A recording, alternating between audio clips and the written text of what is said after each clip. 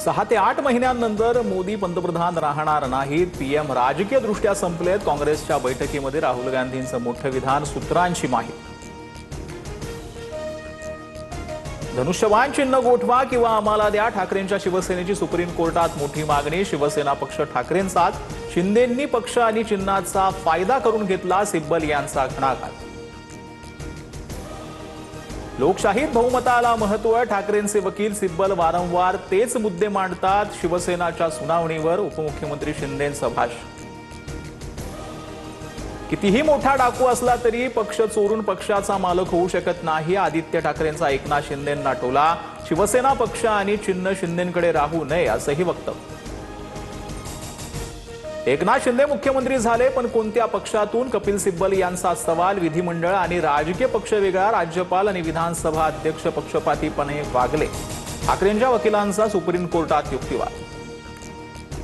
अध्यक्षांची भूमिका घेऊन आम्ही शिंदेंना अपात्र घोषित करू शकतो का? न्यायमूर्ती बागची यांचा ठाकरेंचे वकील देवदत्त कामत यांना सवाल. शिस्तभंगाच्या कारवाईचा विचार करा, न्यायमूर्ती बागची यांची टिप्पणी.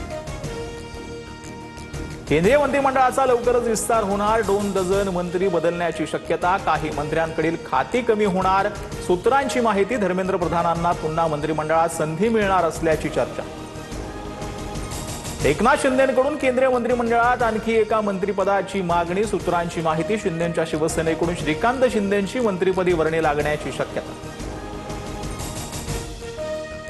29 तारखेला अंतरवालीतून उपोषणाला सुरुवात करणार. प्रश्न निकाली निघाला नाही तर मुंबईला निघणार. मनोज जरांगे थेट इशारा.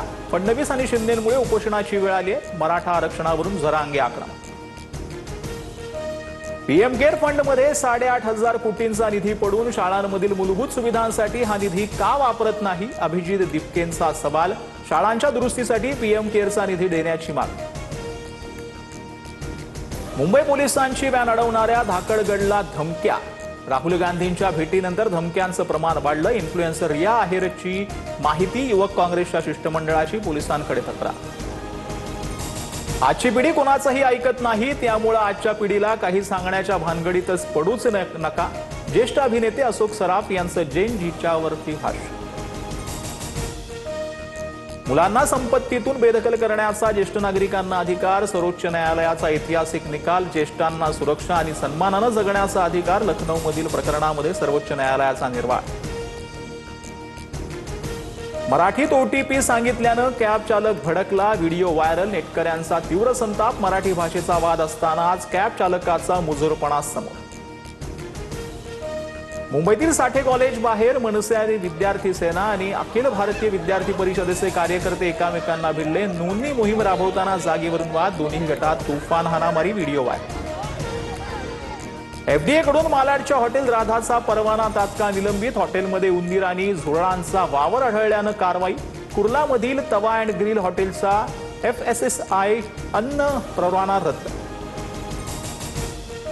सांगलीच्या 32 शिराळा नागपंचमी उत्सवादरम्यान अश्लील नृत्याप्रकरणी 16 मंडळांवर गुन्हे दाखल. पोलिसांच्या सूचनेनंतर नृत्याचं आयोजन केल्यानं कारवाई.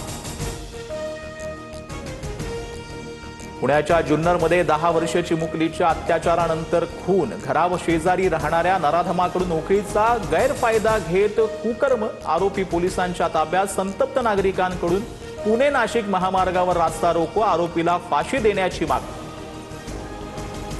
जम्मू काश्मीर भारताचा महत्वाचा भाग. श्रीनगर दौऱ्यावेळी अमेरिकन राजदूत सर्जिया गौर यांचं वक्तव्य.